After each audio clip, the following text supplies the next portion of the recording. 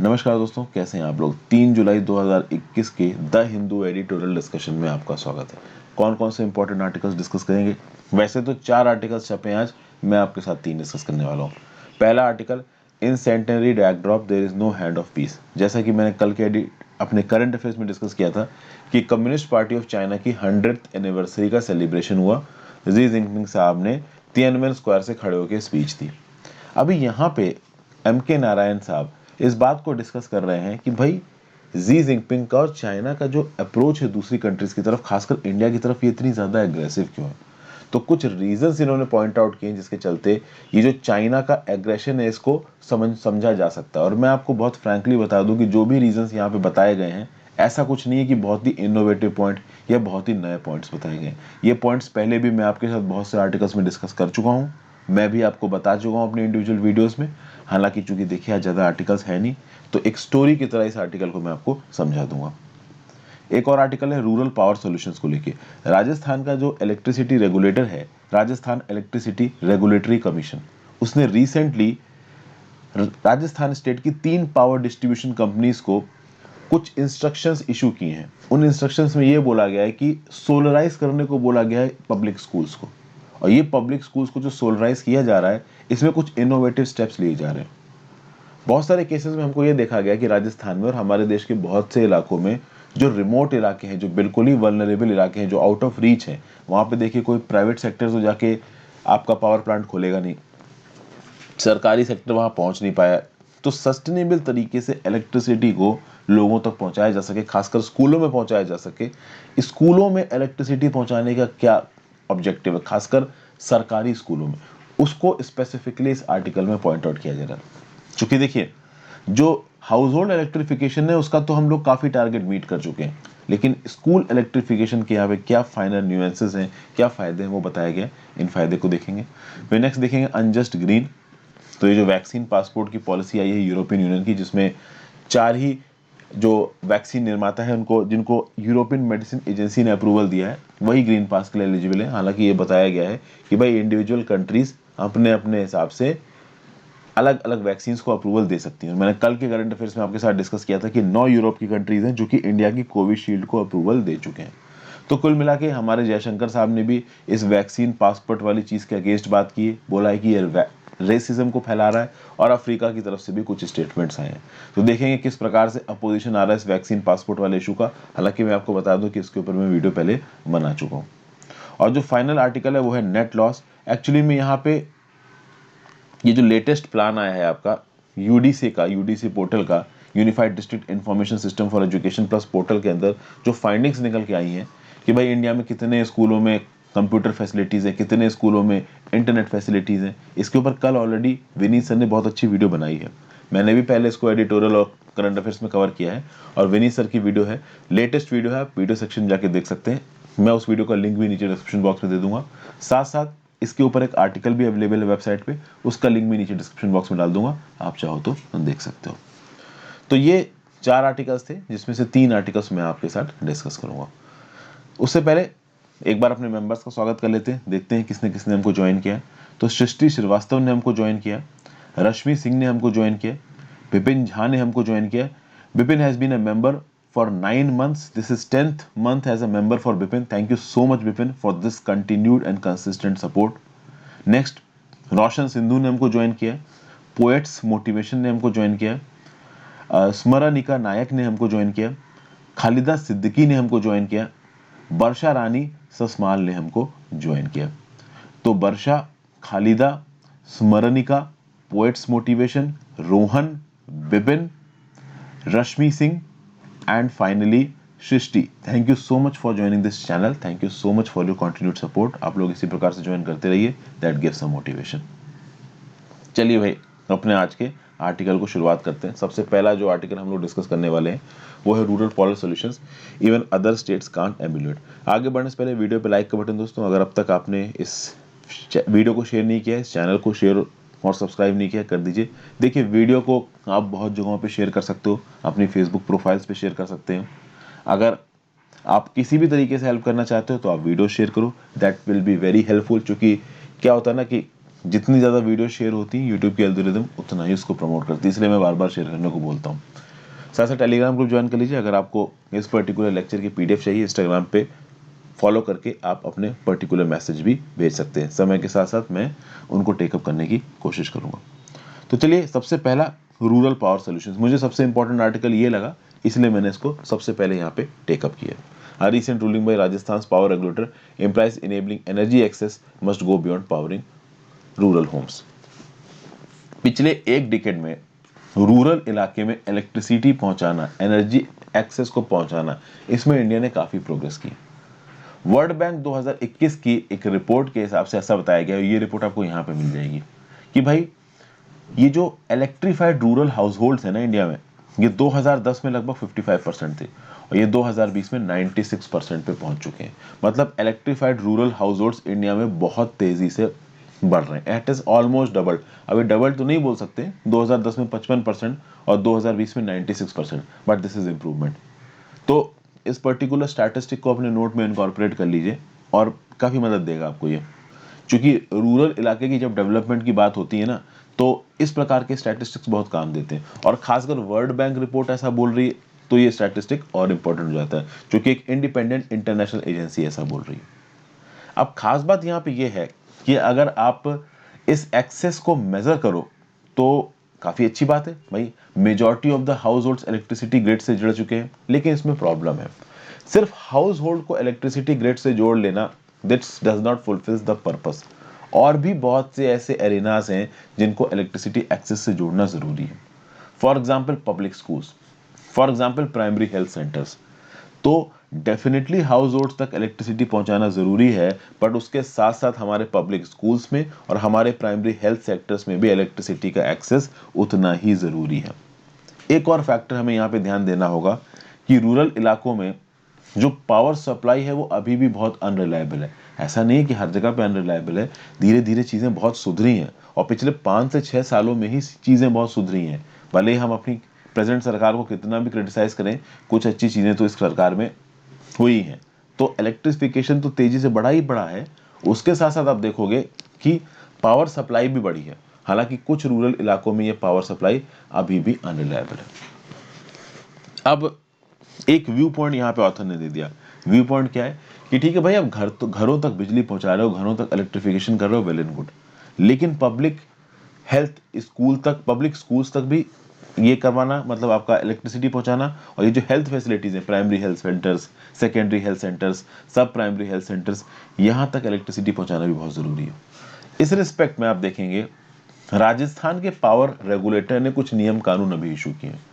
Rajasthan electricity regulatory commission ने 3 state की power distribution companies को, एक अजमेर विद्युत वितरण निगम लिमिटेड, एक आपका जयपुर विद्युत वितरण निगम लिमिटेड और जोधपुर विद्युत वितरण निगम लिमिटेड, इन तीन अलग अलग इलेक्ट्रिसिटी बोर्ड्स को राजस्थान इलेक्ट्रिसिटी रेगुलेटरी कमीशन ने ऑर्डर इशू किया है कि जो अनइलेक्ट्रिफाइड पब्लिक स्कूल्स है ना, उनको सोलराइज करो। पब्लिक स्कूल्स मतलब सरकारी स्कूल्स, अनइलेक्ट्रिफाइड मतलब अब तक उनके पास इलेक्ट्रिक कनेक्शन नहीं पहुंचा है, तो वहां पे क्या करो, सोलराइज करो। सोलराइज करो मतलब वहां पे जाओ, उनकी छत पे सोलर पैनल लगाओ। तो 1500 गवर्नमेंट रन स्कूल्स को यहाँ पे इलेक्ट्रीफाई करने की बात की जा रही है, जो कि राजस्थान स्टेट के सबसे बीहड़ इलाके में। ऑब्वियस सी बात है, बीहड़ इलाके में ही होंगे। आप देखिए, इतनी तेजी से इंडिया में इलेक्ट्रिफिकेशन चला है, इतनी तेजी से इलेक्ट्रिफिकेशन चलने के बाद भी अगर इन स्कूलों में इलेक्ट्रिसिटी का कनेक्शन नहीं पहुंचा है, तो इसका क्या मतलब है? इसका यही मतलब है कि बहुत ज्यादा रिमोट इलाके में होंगे। अब खास बात यहाँ पे ये है कि इस पर्टिकुलर ऑर्डर से एक चीज होगी, सोलर पावर को इंस्टॉल करना अपफ्रंट थोड़ा महंगा होता है। तो हो सकता है कि जहां जहां जिन जिन गवर्नमेंट स्कूलों तक इलेक्ट्रिसिटी का कनेक्शन पहुंचा सके ये पावर डिस्ट्रीब्यूशन बोर्ड्स, हो सकता है वहां तक पहुंचा दें, और जहां नहीं पहुंचा पाएंगे वहां स्ट्रिक्ट आदेश आ गया है RERC के द्वारा कि भाई सोलर पैनल्स को इंस्टॉल करो। और खास बात यहाँ पे ये है, RERC ने सजेस्ट किया है कि बैटरीज इंस्टॉल करिए। सोलर पावर के साथ बैटरी इंस्टॉल करने का क्या लॉजिक है? तो समझिए, अभी सोलर पावर तो दिन में ही रहेगी ना, तो 9 बजे तक 10 बजे तक सोलर पावर जनरेट होना शुरू हो जाएगी, सूरज आ जाएगा, और शाम को 4-5 बजे तक जनरेट होगी। उसके बाद रात में तो सूरज है नहीं, तो जो भी दिन में पावर जनरेट हो रही है उस पावर को आप एक बैटरी में स्टोर कर लो। ओके, बैटरी स्टोरेज बहुत जरूरी है, और फिर वो बैटरी रात में भी इलेक्ट्रिसिटी देती रहेगी। तो एक प्रकार से 24/7 इलेक्ट्रिसिटी की सप्लाई हो जाएगी। सोलर पावर से, सोलर पैनल से इलेक्ट्रिसिटी पैदा होगी, वो बैटरी में स्टोर हो जाएगी, और उसको फिर आप सीधे सीधे इस्तेमाल कर सकते हो। ठीक है भाई, काफ़ी अच्छी चीज़ है ये। अगर ये चीज़ इम्प्लीमेंट हो जाती है इन 1500 स्कूलों में, ये जो आपका सोलर पैनल्स हैं और जो बैटरीज इंस्टॉल हो जाती हैं, इससे बेटर कुछ हो ही नहीं सकता। अब इससे एजुकेशन को तो देखिए फ़ायदा होगा ही होगा, और भी बहुत सारी चीज़ों पे इम्पैक्ट पड़ेगा। सरकारी स्कूलों से और किन किन चीज़ों पे इम्पैक्ट पड़ेगा, तो ये जो सरकारी स्कूल हैं, ये केवल सरकारी स्कूलों की तरह काम नहीं करते, ये इमरजेंसी में बहुत सारे और काम भी करते हैं। जैसे जैसे भाई, जब कोविड-19 फैल रहा था तो स्कूल तो बंद हो गए थे, तो इन स्कूलों को कोविड-19 केयर सेंटर्स में बदल दिया गया था। तो अगर इन कोविड-19 केयर सेंटर्स में, मतलब कोई भी अगर इस प्रकार की बीमारी फ्यूचर में फैलती है, तो ऑब्वियसली बात है, जब स्कूल बंद होंगे तो उन स्कूलों को कोविड-19 केयर सेंटर्स में बदल दिया जाएगा। वहाँ पे कोविड के पेशेंट्स को रखकर इलाज किया जा सकता है। इलेक्ट्रिसिटी आ रही होगी तो बहुत अच्छी बात है। फिर कभी कभी बहुत स्टॉर्म्स आ जाते हैं, फ्लड्स आ जाते हैं, पानी जब विलेजर्स के घरों में भर जाता है, तो कभी कभी विलेजर्स अपने घरों से निकल के किसी दूसरी बिल्डिंग में जाके छुप जाते हैं, और ये बिल्डिंग ज़्यादातर स्कूल का, मतलब उस गांव का स्कूल हो सकता है। साथ साथ जब इलेक्शन हो रहे होते हैं तो यही स्कूल कन्वर्ट कर दिए जाते हैं पोलिंग सेंटर्स में। तो कहने का मतलब क्या है, कहने का मतलब ये है कि इन स्कूलों को अगर आप सोलराइज करने की बात कर रहे हो, तो इसके बहुत सारे, आप कह सकते हैं, बेनिफिट्स हैं। केवल यही बेनिफिट नहीं है कि जो बच्चे यहाँ पे पढ़ रहे हैं वो पंखे और लाइट के नीचे पढ़ेंगे, बाकी भी बहुत से बेनिफिट्स हैं। इन स्कूलों को और भी बहुत सी चीज़ों के लिए इस्तेमाल किया जा सकता है। फिर क्या बताया जा रहा है कि battery storage of power ensures that they can cater to children's after school activities. Schools could also expand power supply to midday meal kitchens, toilets and motorized water pumps, and not limited to powering fans and lights in the classroom. कहने का मतलब ये after school activities, school खत्म होने के बाद अगर मान लीजिए कोई एक्टिविटी है, मान लीजिए पीटी ग्राउंड में खेलना है, मान लीजिए बच्चे क्लास में कैरम का कोई कंपटीशन कर रहे हैं, तो इस प्रकार की चीज़ों के लिए, ओके, शाम को बच्चे साथ में बैठ के ग्रुप स्टडी कर रहे हैं, इस प्रकार की चीज़ों के लिए भी ये जो बैटरी स्टोरेज है पावर बहुत काम का है। क्योंकि शाम को 6, 7, 8, 9, 10 जब अंधेरा हो जाता है, उस समय पे भी यहाँ पे लाइट जलती रहेगी। फिर पंखे और लाइट के साथ साथ इस इलेक्ट्रिसिटी का इस्तेमाल मिड डे मील किचन में खाना बनाने के लिए, टॉयलेट्स में, मोटराइज्ड वाटर पंप को चलाने में, इन सब चीज़ों के लिए भी इस्तेमाल किया जा सकता है। क्योंकि ऑब्वियस सी बात है, इन स्कूलों में पानी की तो जरूरत पड़ेगी ना, तो वाटर पंप चलाने के लिए भी इस्तेमाल किया जा सकता है। अब बात यहाँ पे ये है कि RERC ने ऑर्डर तो इशू कर दिया। आपको पता है कि हमारे देश में डिस्कॉम्स की हालत कितने खराब है। डिस्कॉम मतलब power distribution companies. Power distribution company से काम क्या क्या होता है, मीडिएटर की तरह काम करते हैं। पावर प्रोड्यूसर्स जैसे कि NTPC, NHPC, इनसे बिजली खरीदते हैं, और जो बिजली के कंज्यूमर हैं, जैसे कि हम लोग हो गए, नॉर्मल लोग हो गए, स्कूल हो गए, इंडस्ट्रीज हो गई, उनको बिजली प्रोवाइड करते हैं डिस्कॉम्स। तो डिस्कॉम्स मीडिएटर की तरह काम करते हैं। ज़्यादातर केसेस में अगर प्राइवेट डिस्कॉम नहीं है तो वो स्टेट गवर्नमेंट ओन्ड होगा। अब इन डिस्कॉम्स के पास पैसे नहीं है, पहले ही काफ़ी पैसे लुटा चुके हैं, तो यहाँ पे ये पैसा कहाँ से आएगा। तो ये राजस्थान की जो RERC है ना, उसने इन कैश स्टैप डिस्कॉम से बोला है कि कॉर्पोरेट सोशल रिस्पॉन्सिबिलिटी के फंड्स का इस्तेमाल कर लो। कॉर्पोरेट सोशल रिस्पॉन्सिबिलिटी का लॉजिक आपको पता ही है। जो भी कॉर्पोरेट्स होते हैं, उनके लास्ट 3 ईयर्स का जो एवरेज प्रॉफिट है, उस प्रॉफिट का कुछ परसेंट उनको कॉर्पोरेट सोशल रिस्पॉन्सिबिलिटी में देना पड़ता है। केंद्र सरकार ने इन अलग अलग कॉर्पोरेट्स को ये परमिशन दे रखी है कि ठीक है भाई, आप इन डेजिग्नेटेड एक्टिविटीज़ में अपने प्रॉफिट का 3% इन्वेस्ट कर सकते हैं। तो राजस्थान की जो रेगुलेटरी कमीशन है पावर की, वो यही बोल रही है डिस्कॉम से कि आप कॉर्पोरेट सोशल रिस्पॉन्सिबिलिटी के फंड्स को मोबिलाइज करिए, और इसके थ्रू आप सोलराइज करिए इन स्कूलों को। ठीक है। फिर भाई, धीरे धीरे करके इन स्कूलों में जो सोलर पैनल लगाए जा रहे हैं, इन सोलर पैनल की ओनरशिप इन्हीं स्कूलों को दे दी जानी चाहिए। कहने का मतलब ये है कि इंफ्रास्ट्रक्चर डेवलपमेंट के एक्सपेंसेस पूरी तरीके से डिस्कॉम के ऊपर ना आ जाए। क्या होता है कि देखिए, एक स्कूल में आपका सोलर पावर प्लांट लग गया, मिनी सोलर पावर प्लांट। अभी उस मिनी सोलर पावर प्लांट में समय समय पे कुछ चेंजेस की जरूरत होगी, तो उसमें कुछ चेंज करना है, कोई नई मशीनरी लगानी है, उसको अपडेट करना है, इस प्रकार की बहुत सी चीज़ें होती हैं। तो पावर डिस्कॉम्स उसको लगवाएंगे, इसमें CSR की मदद लेंगे, बट इसका मतलब नहीं है कि जिंदगी भर के लिए पावर डिस्कॉम ही इसको मैनेज करेंगे।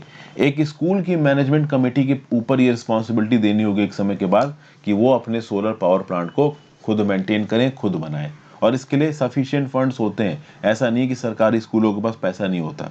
ओके, ठीक ठाक फंड्स वो अपना मोबिलाइज कर सकते हैं। फिर सबसे खास बात यहाँ पे क्या है, जो पावर भी इन सोलर पावर प्लांट से प्रोड्यूस होगी वो रेन्यूएबल परचेज ऑब्लिगेशंस में गिनी जाएगी। अभी ये क्या सीन है, देखिए केंद्र की सरकार ने राज्य की सरकारों के ऊपर कुछ आप कह सकते हो मतलब रिस्ट्रिक्शंस लगा रखे हैं, कुछ मैंडेट्स दे रखे हैं।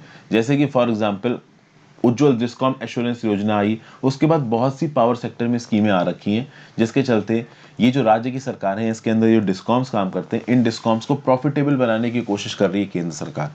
और उसके चलते केंद्र सरकार ने एक अरेंजमेंट चला रखा है आरपीओ का, मतलब कि जितनी भी टोटल बिजली ये डिस्कॉम्स पावर प्रोड्यूसर से खरीद रहे हैं उसमें से कुछ प्रतिशत बिजली रेन्यूएबल एनर्जी से प्रोड्यूस हुई होनी चाहिए। मतलब अब डिस्कॉम्स के ऊपर ये कंडीशन है कि अगर आप पावर प्रोड्यूसर से बिजली खरीद रहे हो तो जितनी भी आप टोटल बिजली खरीद रहे हो कम से कम कुछ परसेंट रेन्यूएबल एनर्जी खरीदो, मतलब solar power, wind power, micro hydro power, इस प्रकार की एनर्जी खरीदो।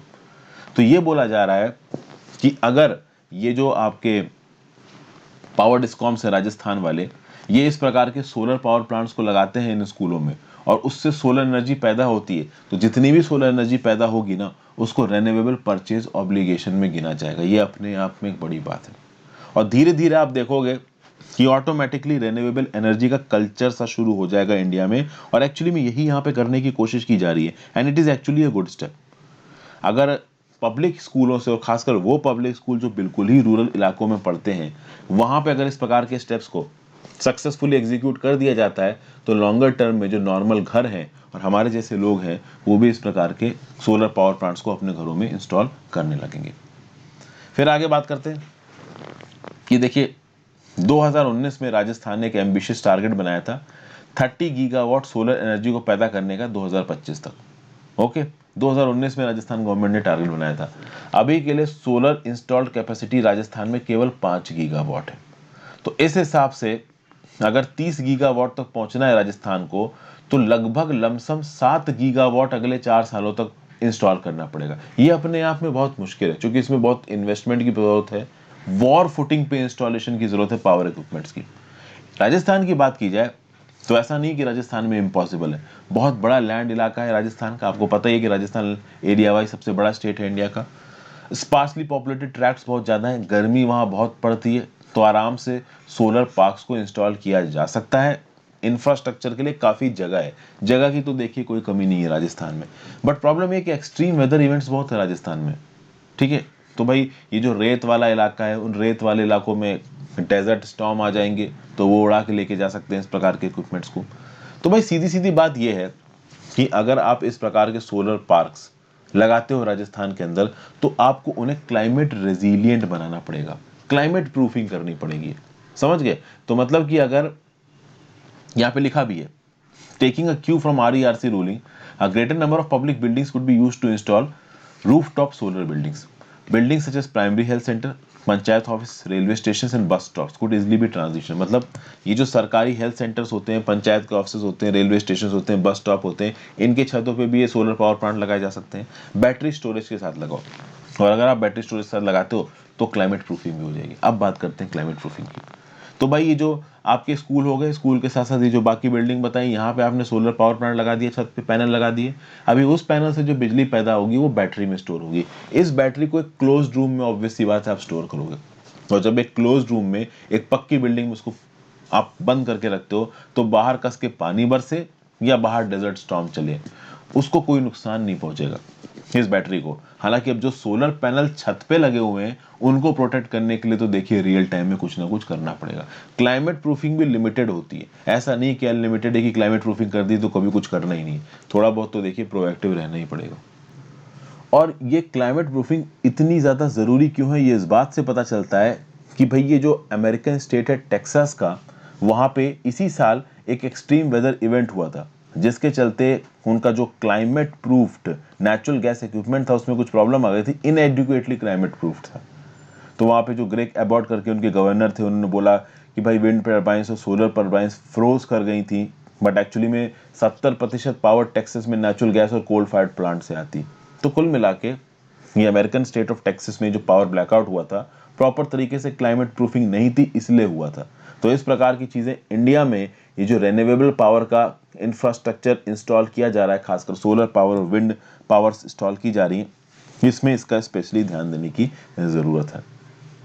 उसके साथ खासकर बात ये है, देखिए पब्लिक सेक्टर ही कुछ करे, सरकारी यहाँ पे कुछ करे और ये बिल्डिंग्स खुद करे तो ही बढ़िया है। हम ये इंतजार नहीं कर सकते कि कोई बड़ा प्रोजेक्ट कोई बड़ी प्राइवेट कंपनी यहाँ पे आके लगाएगी, क्योंकि जो बड़ी पावर प्राइवेट कंपनीज होती हैं, भले वो सरकारी भी हों, वो इकोनॉमी ऑफ स्केल पे काम करती हैं और रूरल इलाकों की इलेक्ट्रिसिटी से उतना पैसा देके बनना है नहीं। उसका रीज़न क्या है कि जो बड़ी बड़ी कंपनीज होती हैं, जब बड़े बड़े पावर डिस्ट्रीब्यूशन नेटवर्क्स लगाती हैं, तो इनका जो रियल पैसों की कमाई होती है ना, वो इंडस्ट्रियल कंज्यूमर्स से होती है, उन इंडिविजुअल यूजर से होती है जो कि एसी जैसी चीज़ें अपने घरों में इस्तेमाल करते हैं। रूरल इलाकों में लोग ज़्यादा इस प्रकार की चीज़ें इस्तेमाल करते नहीं हैं, तो इसीलिए यहाँ पे सस्टेनेबल तरीके से चीज़ें करने की ज़रूरत है। और जो स्टेप्स यहाँ पे राजस्थान के इलेक्ट्रिसिटी रेगुलेटरी कमीशन ने लिए, they are definitely a way forward. इस प्रकार के स्टेप्स को दूसरे देशों को भी, दूसरे प्रदेशों को भी इस्तेमाल यूज़ करना चाहिए और केंद्र सरकार का पूरा सपोर्ट मिलना चाहिए इस समय पे यहाँ पे राजस्थान की सरकार को, और मोस्ट प्रॉब्ली मिलेगा भी। नेक्स्ट आर्टिकल पे चलते, unjust green, India must continue to monitor discrimination in vaccine passports issue. Simple सा टॉपिक, इसके बारे में हम लोग पहले भी बात कर चुके हैं, थोड़ा बहुत आपको बता देता हूँ। यूरोपियन यूनियन ने ग्रीन पास बनाया। इन ग्रीन पास के चलते बोला गया कि भाई यूरोपियन यूनियन के अंदर जो लोग हैं वो घूम सकते हैं, जितनी भी यूरोपियन यूनियन की कंट्रीज हैं उनको कोई रोकेगा नहीं, बशर्ते उनको यूरोपियन मेडिसिन एजेंसी द्वारा जो प्रमाणित 4 वैक्सीन हैं, okay, Comirnaty vaccine, Janssen, Spikevax और वैक्सजेवरिया, इसका आप कह सकते हो कि ये वैक्सीनेशन मिला हुआ हो। अब इस पर्टिकुलर 4 वैक्सीन में ना इंडिया की कोविशील्ड है, कोवैक्सीन तो खैर दूर की बात है, कोवैक्सीन को तो अभी WHO का ही अप्रूवल नहीं मिला है, कोविशील्ड को तो WHO का अप्रूवल मिल चुका है, कोविशील्ड को तो 9 यूरोपियन कंट्रीज ने भी परमिशन दे दी है। तो अभी जो डिजिटल सर्टिफिकेट, ये जो वैक्सीन ग्रीन पास है आपका यूरोपियन यूनियन का, इसमें कोविशील्ड वैक्सीन को क्यों नहीं जोड़ा, ये अपने आप में एक बड़ी बात है। हमारे एक्सटर्नल अफेयर्स मिनिस्टर साहब एस जयशंकर साहब ने साफ साफ बोला है कि भाई ये तो काम गड़बड़ है, अगर आप कोविशील्ड को इंक्लूड नहीं कर रहे हो, और ये कोविशील्ड एक्चुअली में एस्ट्राजेनेका की वैक्सीन है, और एस्ट्राजेनेका का ये जो वैक्सजेवरिया वाला वर्जन है इसको आपने अप्रूव कर दिया और कोविशील्ड को आपने अप्रूव करने को मना कर दिया, तो दिस इज बेसिकली रेसिज्म। खासकर तब जब हम इस बात को देखें कि कोविशील्ड को WHO का अप्रूवल मिल चुका है। तो अगर इस प्रकार के वैक्सीन पासपोर्ट्स बनने लगेंगे जिसमें कि केवल यूरोप और नॉर्थ अमेरिका की वैक्सीन जिनको मिली है उन्हीं को परमिशन दी जाएगी, तो ये एक प्रकार का रेसिज्म है, क्योंकि डेवलपिंग नेशंस और जो ग्लोबल साउथ वाली कंट्रीज में जो भी वैक्सीन दी गई हैं उनको तो आपने इनएलिजिबल कर दिया अपने यहाँ से इंट्रोड्यूस करने के लिए, तो this is a sort of racism. हालांकि यहाँ पे एक और बात बोली गई है कि जो इंडिविजुअल यूरोपियन यूनियन की कंट्रीज हैं वो अपने हिसाब से अपने अपने देश में लोगों को आने के लिए एक्स्ट्रा वैक्सीन का अप्रूवल दे सकती हैं। तो बहुत सारी यूरोपियन यूनियन की कंट्रीज ने कोविशील्ड को अप्रूवल दे दिया है, इनफैक्ट एस्टोनिया ने तो कोविशील्ड के साथ साथ कोवैक्सीन को भी यहाँ पे अप्रूवल दे दिया। अभी यूरोपियन मेडिसिन एजेंसी का ये जो डिसीजन था कि जो ग्रीन पास हैं केवल उन्हीं लोगों को दिए जाएंगे जिन्होंने 4 वैक्सीन का अप्रूवल लिया है, इसको अफ्रीकन यूनियन ने भी रेजिस्ट किया है, अफ्रीकन CDC ने भी रेजिस्ट किया है। अफ्रीका का भी ये बोलना है कि भाई देखिए जो कोवैक्स अलायंस प्रोग्राम है उसमें जो सबसे ज़्यादा वैक्सीन लोगों को दी गई है वो कोविशील्ड है, तो कोविशील्ड बैकबोन है वैक्सीनेशन प्रोग्राम की इवन अफ्रीका के अंदर, और कोविशील्ड को ही आप अलाउ नहीं कर रहे हो अपने ग्रीन प्रोग्राम के अंदर, ये तो काम काफ़ी गड़बड़ है, ये बताया गया है। हालांकि यूरोपियन मेडिसिन एजेंसी और यूरोपियन यूनियन में जो बाकी ऑफिशियल्स हैं वो बोल रहे हैं कि हमने कहाँ रोका है भाई, अलग अलग कंट्रीज को, अलग अलग कंट्रीज चाहें तो अपने हिसाब से कोविशील्ड को या किसी और दवाई को अप्रूवल दे सकते हैं, हम कहाँ मना कर रहे हैं। ओके, इंडिया ने भी छोटी मोटी यहाँ पे धमकी दे दी है कि भाई हम अपने रेसिप्रोकल मेजर्स इम्पोज करेंगे। अभी इंडिया यूरोपियन यूनियन के खिलाफ क्या ही रेसिप्रोकल मेजर इम्पोज करेगा पता नहीं। देखा जाए तो Austria, Australia, Germany, Greece, Iceland, Ireland, Netherland, Slovenia, Spain and Switzerland, इन्होंने कहीं ना कहीं इंडिया के कंसर्न्स को वेलकम किया है और अलाउ कर दिया है कोविशील्ड को। EU कंट्रीज की बात की जाए तो देखिए वैसे तो जितना भी नॉन एसेंशियल ट्रेवल है वो EU कंट्रीज में बंद है। अगर आपको टूरिस्ट की तरह EU कंट्री घूमने जाना चाहते हो अभी वो आपके लिए क्लोज्ड, आप जा ही नहीं सकते हो सकता है आगे आने वाले 2 महीने में, 3 महीने में, 5 महीने में ये सब खुले, लेकिन इस चीज़ के चांसेस थोड़े कम लग रहे हैं क्योंकि इंडिया में डेल्टा वेरिएंट और डेल्टा प्लस वेरिएंट फैल रहा है, तो इंडियंस तो अभी कहीं पे भी वेलकम नहीं है। इंडियंस क्या, यूरोप में वैसे ट्रैवल बैन ही है। हाँ, इंटरनली वो अपने टूरिज्म सेक्टर को बूस्ट कर रहे हैं, उसके लिए पैसा वगैरह दे रहे हैं, सब्सिडी वगैरह दे रहे हैं, लेकिन इंडियंस अभी के लिए भाई यूरोप जा पाए जल्दी, इसकी चांसेस बहुत कम है। कोविशील्ड जिन्होंने ली है वो फिर भी सेलेक्टेड कंट्रीज में जा पाएंगे, सेलेक्टेड कंट्रीज में। जहां पे कोविशील्ड अलाउड नहीं है वहां पे लंबा क्वारंटीन और आरटीपीसीआर फ्रॉम ऑन अराइवल इस प्रकार की चीजें झेलनी पड़ सकती हैं। और जिन्होंने कोवैक्सीन ली है उनको तो और लंबा इंतजार करना पड़ेगा, क्योंकि कोवैक्सीन को तो अभी डब्ल्यूएचओ का भी अप्रूवल नहीं मिला है। ठीक है, तो ये सब बातें यहाँ पे बताई जा रही है। फिर एंड बड़ा अजीब तरीके से किया है इस आर्टिकल का ऑथर ने। आर्टिकल के एंड में ऑथर बोल रहा है कि भाई इंडिया को बहुत तेजी से अपना इनैकुलेशन प्रोग्राम चलाना चाहिए, अभी तक केवल 4.4% ऑफ द एलिजिबल पॉपुलेशन को दोनों डोजेस मिली हैं। तो एंड थोड़ा अजीब तरीके से किया है, बट ठीक है। इस आर्टिकल में बस एक रिवीजन टाइप का आपका हो गया कि भाई 9 कंट्रीज हैं जिन्होंने कोविशील्ड को अलग से अप्रूवल दे दिया है, एस्टोनिया ने कोवैक्सीन को भी अप्रूवल दे दिया। इस प्रकार से भी क्वेश्चन बन सकता है कि पहली कौन सी यूरोपियन कंट्री है जो कि कोवैक्सीन के आधार पर पासपोर्ट देने को तैयार थी, तो आप एस्टोनिया मार्क कर सकते हो। इस प्रकार कोई क्वेश्चन वन लाइनर टाइप में अगर आपसे पूछा जाता है। और ये जो वैक्सीन पासपोर्ट है इसमें 4 ही वैक्सीन अलाउड है। वो वैक्सीन कौन कौन सी आपको पता होना चाहिए, और वो वही 4 वैक्सीन हैं जिनको यूरोपियन मेडिसिन एजेंसी ने इमरजेंसी यूज अप्रूवल की परमिशन दी है। तो ये सिंपल सा आर्टिकल था, इसमें ज्यादा कुछ था नहीं। ठीक है, अब चलते हैं अपने आखिरी आर्टिकल पे।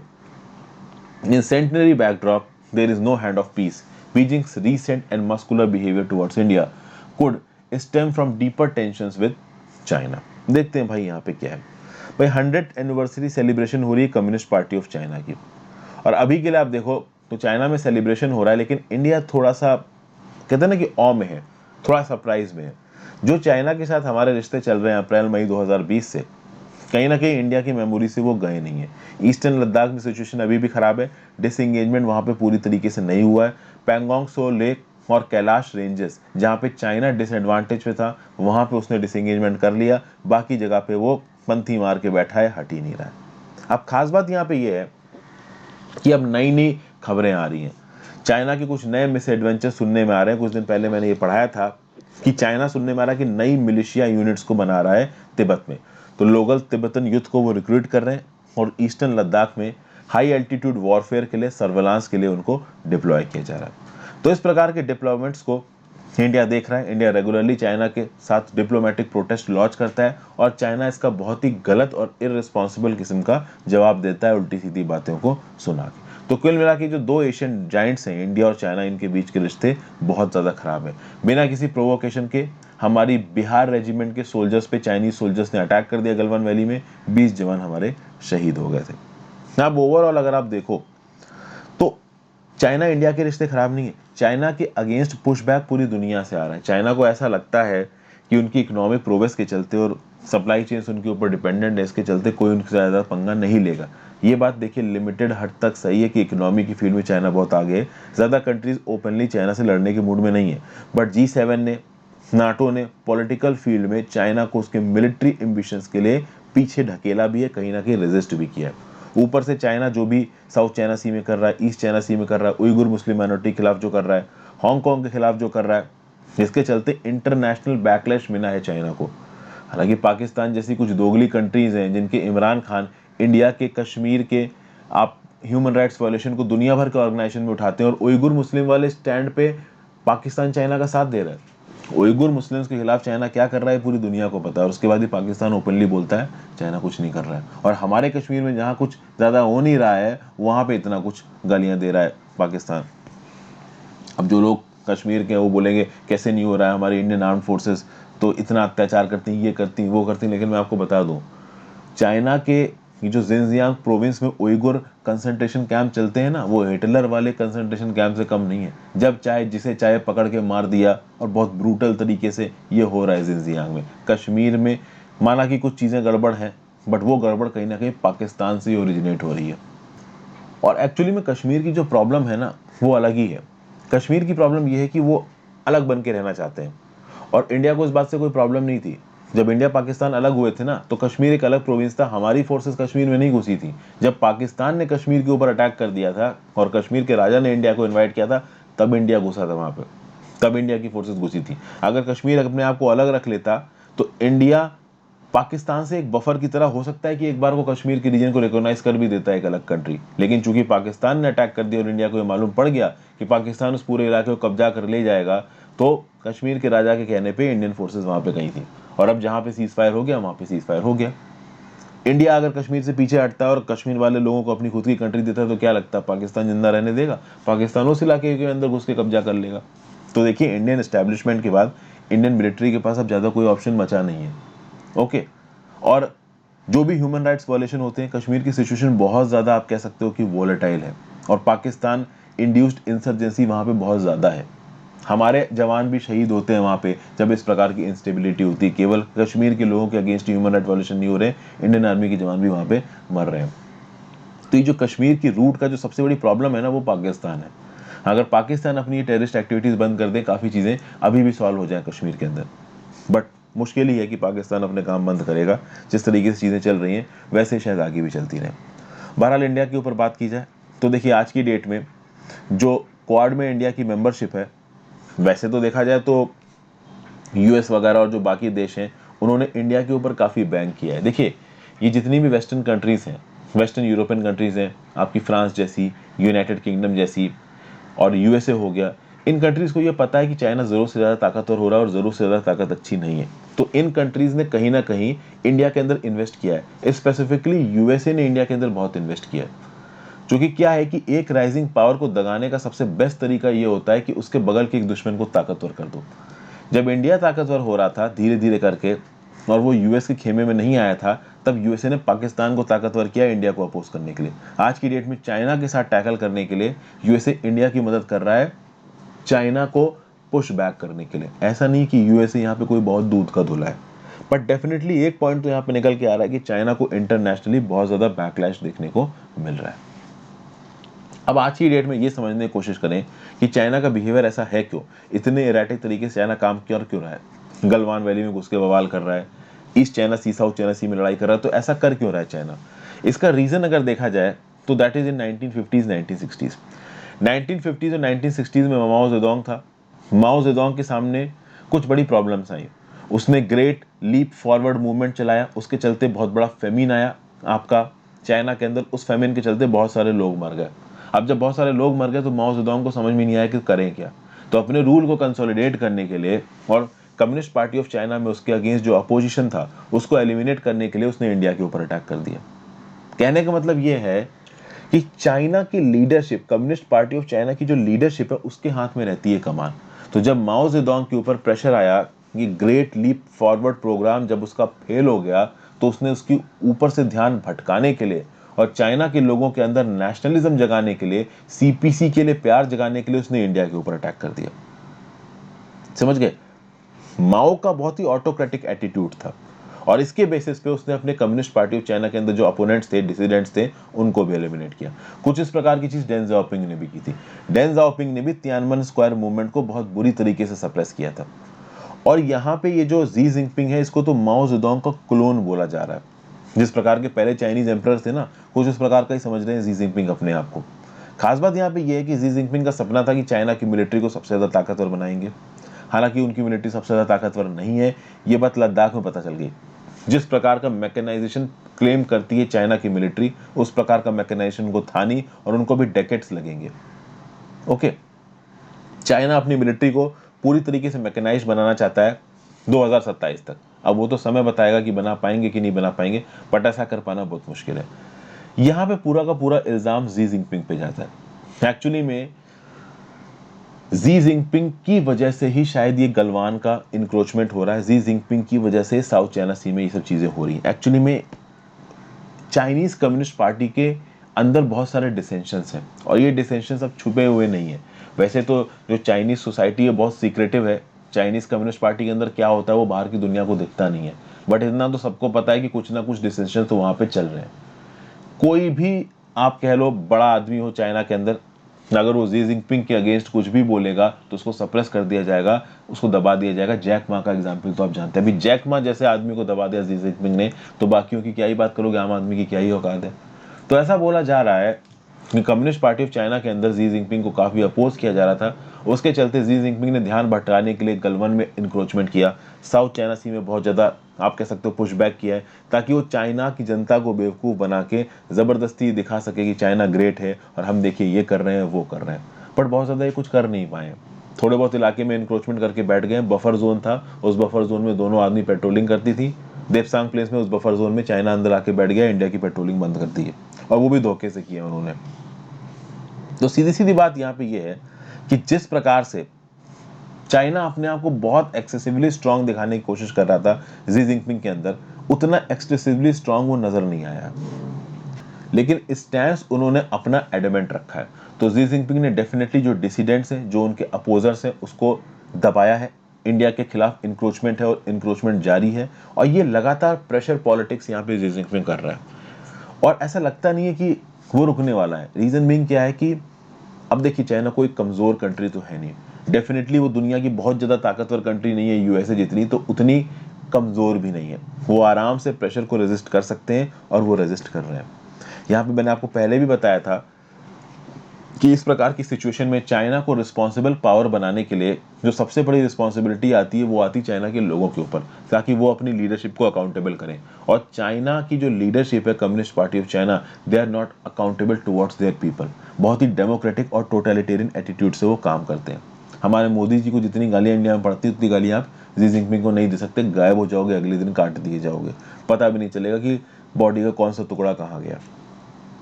तो ये सब बात यहाँ पे बताई जा रही है। एक प्रेशर कुकर का सिंड्रोम वहां पे बना हुआ है, जिसका सेफ्टी वॉल्व जी जिनपिंग के हाथ में। प्रेशर कुकर होता है ना कि भाई अंदर प्रेशर बन रहा है, ओके, अंदर प्रेशर बन रहा है। अब जैसे कि जब दाल पकती है, आप कुकर देखो, कुकर के अंदर दाल पकती है, प्रेशर बन रहा है। जब प्रेशर एक लिमिट से ज्यादा हो जाता है तो ऑटोमेटिकली कुकर का सेफ्टी वॉल्व ऊपर उठ जाता है और अंदर का एक्सेस प्रेशर बाहर निकल जाता है, कुकर स्टेबलाइज हो जाता है। अगर ये सेफ्टी वॉल्व ऊपर ना जाए तो कुकर के अंदर प्रेशर इतना ज्यादा हो जाएगा कि एक समय के बाद कुकर फट जाएगा। ये जो सेफ्टी वॉल्व है वो जी जिनपिंग के हाथ में है, और चाइना की पॉलिटिक्स वो कुकर है। तो उस कुकर के अंदर जैसे जैसे गर्मी बढ़ती जाती है, चाइना की पॉलिटिक्स बहुत वायलेंट होती जाती है। एक समय पे उस वायलेंस को बाहर फेंकने के लिए जी जिनपिंग उस सेफ्टी वॉल को उठा देता है, प्रेशर बाहर निकल जाता है। सेफ्टी वॉल को उठाने के लिए वो साउथ चाइना सी में इंगर्शन करता है और हमारी गलवान वैली में इंक्रोचमेंट करता है। इस प्रकार की चीजें कर करके सेफ्टी वॉल के थ्रू अंदर के प्रेशर को बाहर निकाल देता है और अपने राज को वहां पे स्टेबलाइज कर लेता है।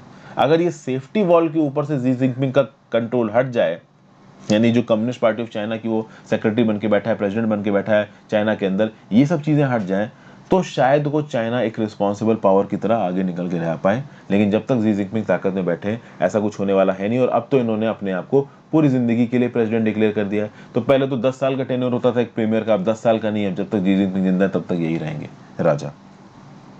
तो ये था एनालिसिस दोस्तों, 3 ही आर्टिकल्स थे आज, 3 के 3 डिस्कस कर लिए। Thank you for watching this video, I hope आपको यूजफुल लगी हो। ज़्यादा से ज़्यादा लोगों के साथ इस वीडियो को शेयर करिएगा। अपने व्यू पॉइंट नीचे कमेंट बॉक्स में दे सकते हैं, किसी बड़े व्हाट्सएप ग्रुप में या किसी टेलीग्राम ग्रुप में, बड़े क्या 10 15 20 जितने भी लोग हैं, किसी कभी कभी आप किसी बड़े व्हाट्सएप ग्रुप के मेंबर होते हैं, वहाँ पे भी आप इन वीडियोस को शेयर कर सकते हो अगर आपको यूजफुल लगे। यूजफुल लगी रही होंगे तभी आप देख रहे हो यहाँ पे 38 मिनट तक चीज़ों को। Have a great day friends, good bye, पढ़ते रहिए।